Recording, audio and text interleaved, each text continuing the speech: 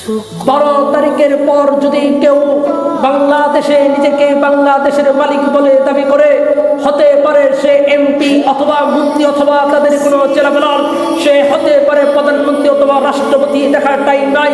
যেই নিজেকে মালিক বলে দাবি করবে তার জিহ্বা টেনে ছিঁড়ে ফেলা হবে। যে নিজেকে 12 তারিখের পর সমস্ত ক্ষমতাশীলের অধিকারী মনে করবে এবং জুলুম নির্যাতনের জন্য তাদের চোখ তুলে তাকাবে, সেই চোখে আমরা উপরে ফেলব। যে জুলুম নির্যাতন করার জন্য, নিজের অথবা চুরি ডাকাতি করার জন্য এক পা এগাবে, সে পাকে ভেঙে আমরা হাতে ধরিয়ে দেব। হাজরিন, মনে রাখতে হবে, কোন এমপি মন্ত্রীর ট্যাক্সের টাকায় আমার দেশ চলে না, বরং আপনার আমার মাথার গাম পায়ে ফেলা ট্যাক্সের টাকায়, আপনার শরীরের রক্তকে পানি করে যে অর্জিত ট্যাক্সের টাকায় এই এমপি মন্ত্রী সহ আমাদের সমস্ত দেশ চলে।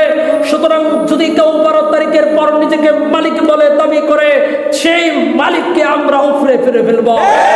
যে চেয়ারের বসে সে দাবি করবে, সে চেয়ার থেকে তাকে টেনে হিসড়ে নিচে নামিয়ে ফেলব।